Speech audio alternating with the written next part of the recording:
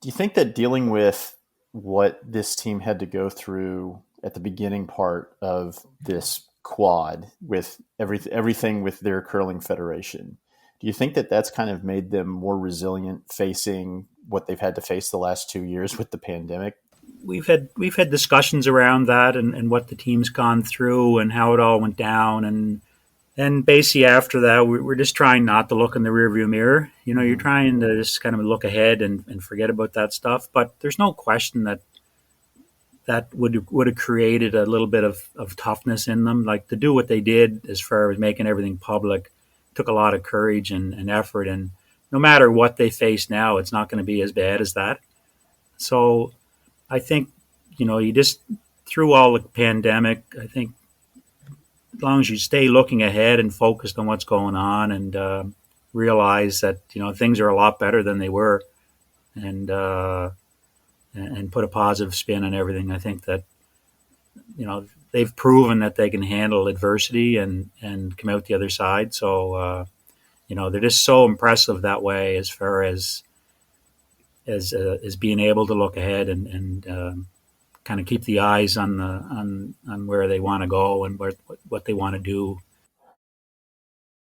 Well, there's been obviously a lot of changes for this team. There's going to be some people will have not seen this team since the last Olympics. Can you take us through, like, on the ice, how has this team evolved, strategy wise, or in terms of their play on the ice, Peter? Like, what's the difference between what people might have seen 4 years ago versus now? What differences will they notice? Some of them they won't really notice that the level of maturity, just 4 more years of experience. I mean, that's what they were lacking, pre 2018 Olympics was just that game experience, consistent shot calling. I mean, the execution level is high, and it's always been high. But they're just getting our skip's getting a little better at calling the game. The chemistry's not an issue. The girls have been together so long that's a non-issue. We've rearranged the front end a little bit in that. We've inserted Chohi in the second, and Young Mi's now our fifth. So, and Sunny's moved back to lead. So that's different from the previous Olympics. But Chohi's such a good rock thrower that she needed to be in there. But it's just a different look.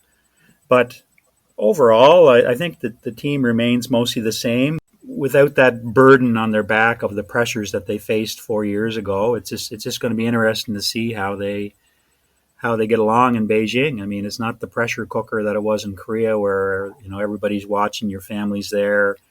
The way they responded under that kind of pressure situation, just it bodes well because there's no way this can be as much pressure. What has been the difference between 4 years ago when you were preparing for Pyeongchang and 4 years later now preparing for Beijing? How is your interaction with the federation and your access to your team? How does that compare from 4 years ago to now? Has there been a difference? Well, from a team perspective, as Melvin said, Miles, their Korean coach, he and I get along so well, and just be free to say anything we want. He questions me, which is great. I want him to, and that's the biggest difference for me because even in Pyeongchang at the Olympics there, the Korean coach wouldn't even let me talk to the girls prior to the final game. She wouldn't let me have access to them, and it was just so strange. She just kind of cut me off from the team, I guess, in order to be seen as the one that was coaching the team. So I don't know what it was. It was weird. So that freedom now, just to be able to be, as Melvin said, unhindered, be able to say what I want to say when I want to say it is really important as a coach. From the federation point of view, even back then, there wasn't much hindrance from them. And today it's really the same. I don't really notice any difference for me from the Korean Curling Federation. They've been pretty good. They've got some good young guys there that have been very helpful. I haven't met the president yet. I hope to meet him maybe in next week or two. But nothing's really changed as far as I can see that way from my perspective. Melvin, you might be able to answer this better, but in addition to all the changes, all the turnover that's happened at the Korean Curling Federation from 4 years ago, Team Kim also changed which province they're representing. How is that? Do you know how that's kind of affected their ability to get practice ice, or the support in the background that they've had from a provincial standpoint? It was actually, to be honest with you, probably the last piece in the puzzle for, I'll say it a different way. It was the last link in the chain that needed to be broken, if you will, right? Um, Without going into too much detail, there was still a lot of nepotism with their old organization that was employing them, the Gyeongbuk Sports Council. Some of KD Kim's family members, friends were still there, causing problems for them, blah, blah, blah. Um, and so the town, municipality, um, which now they're employed by Gangneung, the city of Gangneung, which hosted the Olympic curling tournament during the Pyeongchang Olympics. And their home curling facility now is the exact same Olympic curling arena where they won the silver medal, right?